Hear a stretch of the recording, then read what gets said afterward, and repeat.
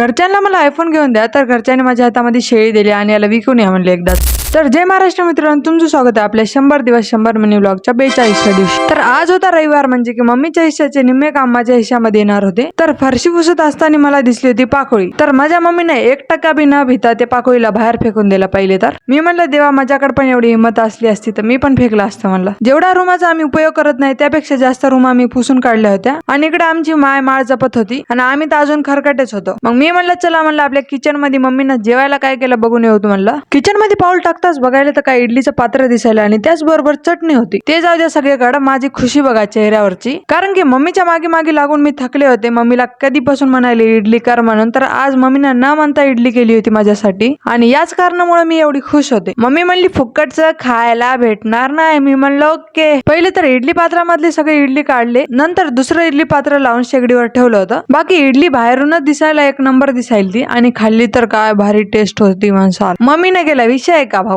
आता जेवण वगैरे झाल्यानंतर आंघोळ गेली होती मस्त आणि बाहेर बघायला तर काय आमच्या घरामध्ये नवीन 3 कपाट दिसायले. पहिले तर हे जुने होते, आता याला रिपेअर करून एकदम नवीन केलं होतं. घरामध्ये पहिलेच खंडीभर कपाट होते, आता हे 3 अजून ऍड झाली. आता ह्याच्यामध्ये आम्ही ठेवणार आमची 7-12. हा माया करोडा नाही किंमत. आमच्या घराच्या बाहेरचे आहे पिल्लू आलं होतं. पोराला चल म्हणलं तर येणं गेलं होतं त्यानं माझ्यासोबत. मी म्हणलं राय बापू म्हणलं तो तिथं. मग संध्याकाळी आमच्या दीदीनं केला होता व्हिडिओ कॉल आणि माझी डेअरिंग तर बघा, पप्पा पुढे मस्त व्हिडिओ काढायली. मला तर वाटलं तर पप्पा एक कानाखाली मारतील म्हणलं माझ्या. असं तुम्हाला पण वाटलं की नाही कमेंट मध्ये नक्की सांगा. बाकी माझा व्लॉग आवडला असेल तर फॉलो नक्की करा, कारण की आपले लवकरात लवकर 10K कंप्लीट होणार आहे.